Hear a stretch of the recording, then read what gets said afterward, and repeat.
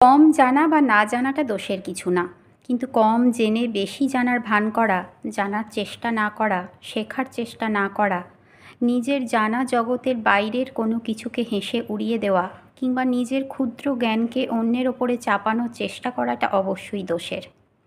এই কাজগুলো মানুষকে অন্যের কাছে হাস্যকর প্রমাণিত করে। জানার এবং শেখার কোনো শেষ নেই। একজন মুচি, একজন মেথর, একজন মিস্ত্রি, যে কারোর কাছ থেকে অনেক কিছু শেখার আছে।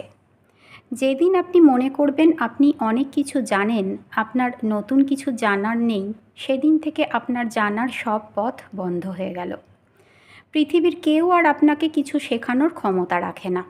জানতে হলে, শিখতে হলে সবার আগে মেনে নিতে হবে যে আপনি অনেক কিছুই জানেন না। কারণ একটা ভরা কাপে কখনো চা ঢালা যায় না। চা ঢালতে হলে কাপটাকে আগে শূন্য করে নিতে হয়।